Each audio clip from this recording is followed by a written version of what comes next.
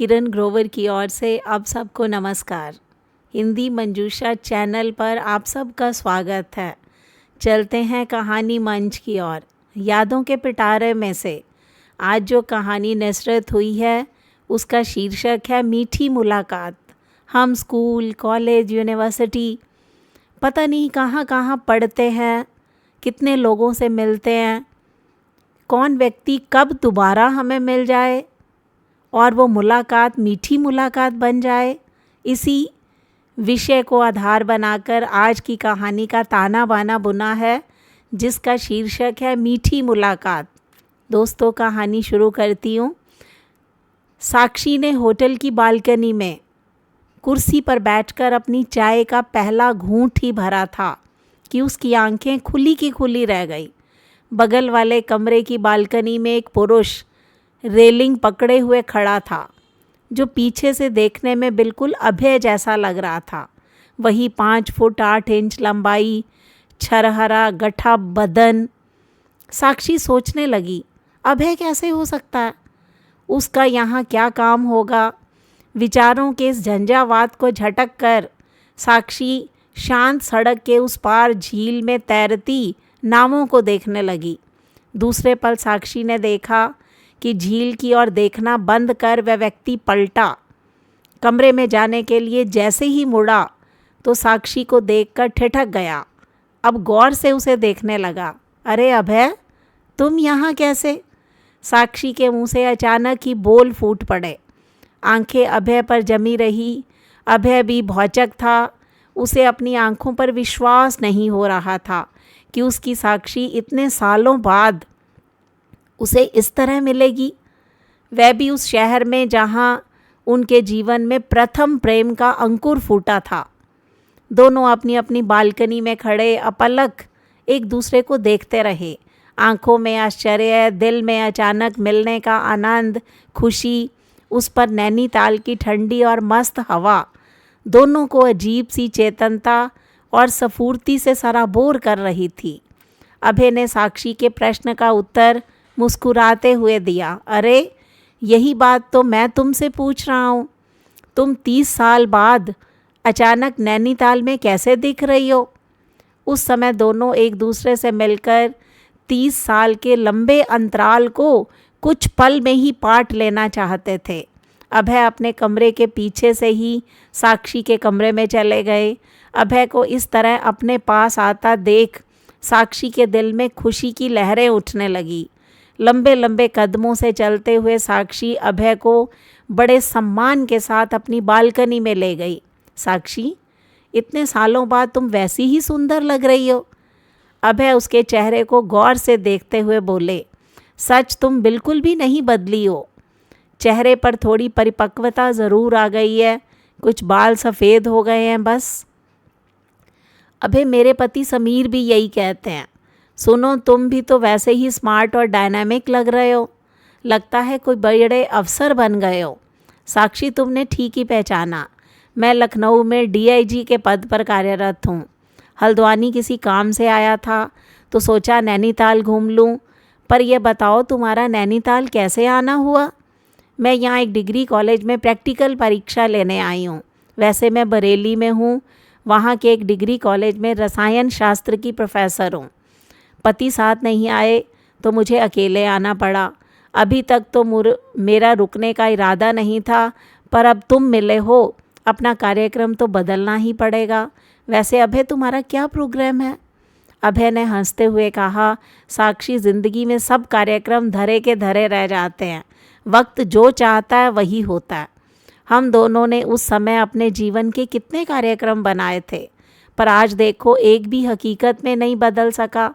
साक्षी, आज तक यह समझ नहीं सका कि तुम्हारे पापा अचानक तुम्हारी पढ़ाई बीच में छुड़वाकर बरेली तुम्हें क्यों ले गए थे। तुमने बीएससी फाइनल भी यहाँ से नहीं किया। साक्षी कुछ गंभीर होकर बोली। अबे, मेरे पापा उस उम्र में मुझसे जीवन का लक्ष्य निर्धारित करवाना चाहते थे। वह नहीं चाहते थे कि पढ़ाई की उम्र में मैं प्रेम के चक्कर में पड़ूं, शादी करके बच्चे पालने की मशीन बन जाऊं। बस इसी कारण पापा मुझे बरेली ले गए। एमएससी करवाया, पीएचडी करवाई, फिर शादी की। मेरे पति बरेली कॉलेज में ही गणित के विभागाध्यक्ष हैं। साक्षी, कितने बच्चे हैं तुम्हारे? 2 बेटे हैं। बड़ा बेटा इंग्लैंड में डॉक्टर है, वहीं अपने परिवार के साथ रहता है। दूसरा अमेरिका में इंजीनियर है। अब तो हम दोनों पति पत्नी अकेले ही रहते हैं, पढ़ते हैं और पढ़ाते हैं। अब तक मैं अपने बारे में ही बताए जा रही हूँ, तुम भी अपने बारे में कुछ बताओ।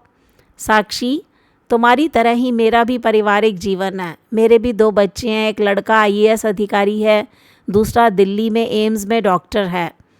अब तो मैं और मेरी पत्नी ही घर में अकेले रहते हैं। इतना कहकर अभय गौर से साक्षी को देखने लगा। ऐसा क्या देख रहे हो अभय? साक्षी बोली, अब सब कुछ समय की धारा के साथ बह गया है।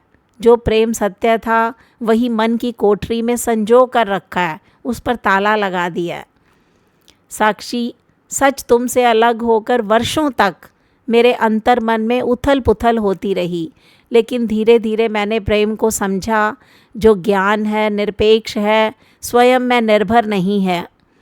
अभय, तुम ठीक कह रहे हो। साक्षी बोली, कभी भी सच्चे प्रेम से कोई लोभ, मोह या प्रतिदान नहीं होता। यही कारण है कि हमारा सच्चा प्रेम मरा नहीं। आज भी हम एक दूसरे को चाहते हैं, लेकिन देह के आकर्षण से मुक्त होकर। अभय कमरे में घुसते बादलों को पहले तो देखता रहा, फिर उन्हें अपनी मुट्ठी में बंद करने लगा। यह देख साक्षी हंस पड़ी। बोली, ये क्या कर रहे हो बच्चों की तरह?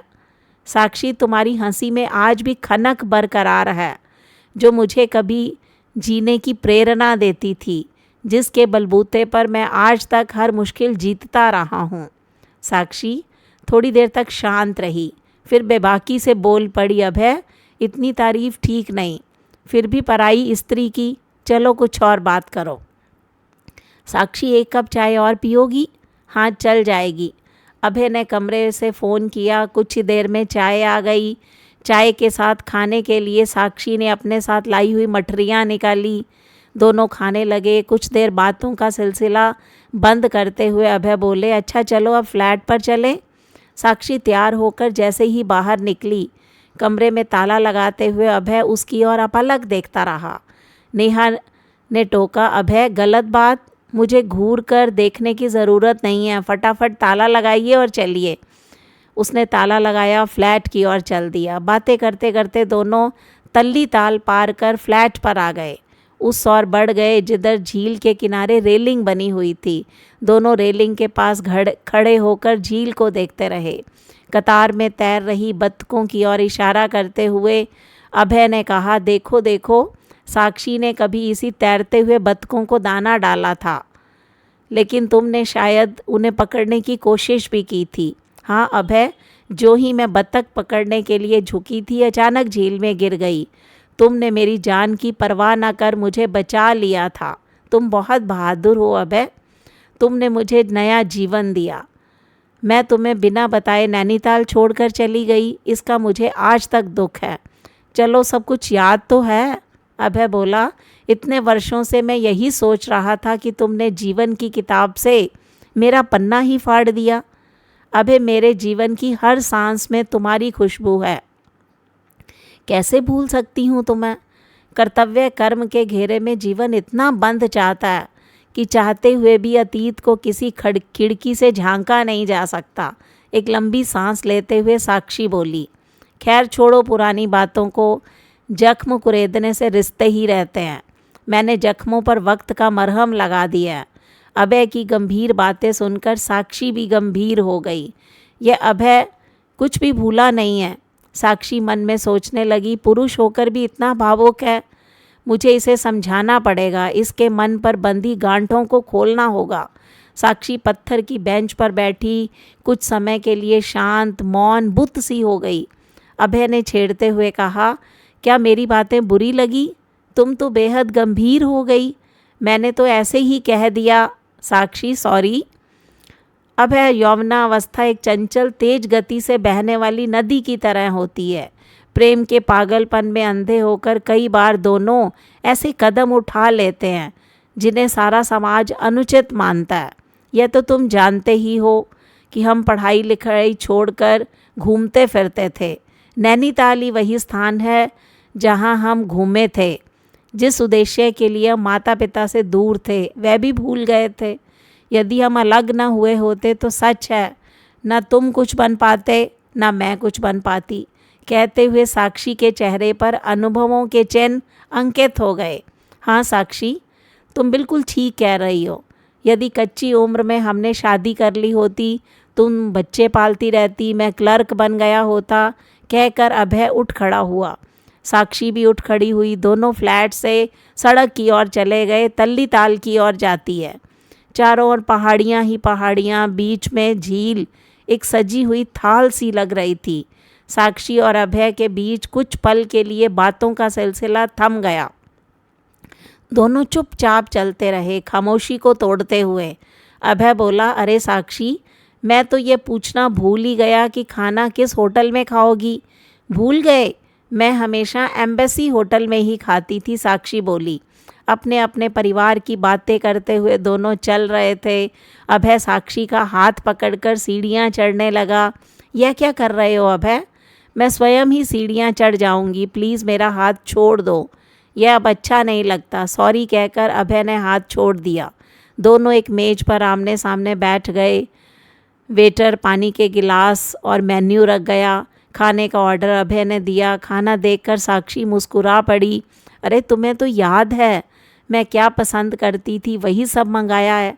25 साल पहले इसी तरह इसी होटल में बैठकर हम खाते थे। इसी होटल में हमारा प्रेम पकड़ा गया था। खाना खाते समय ही पापा ने हमें देख लिया था। हो सकता है आज भी ना जाने किस विद्यार्थी की आंखें हम लोगों को देख रही हों। तभी तो तुम्हारा हाथ पकड़ना मुझे अच्छा नहीं लगा। देखो मैं एक प्रोफेसर हूँ, मुझे अपना एक आदर्श रूप विद्यार्थियों के सामने पेश करना पड़ता है, क्योंकि बातें अफवाहों का रूप ले लेती हैं। जीवन भर की सच्चरित्रता की तस्वीर भद्दी हो जाती है। मुस्कुराकर अभय बोला, तुम ठीक कहती हो साक्षी, छोटी छोटी बातों का ध्यान रखना ज़रूरी है।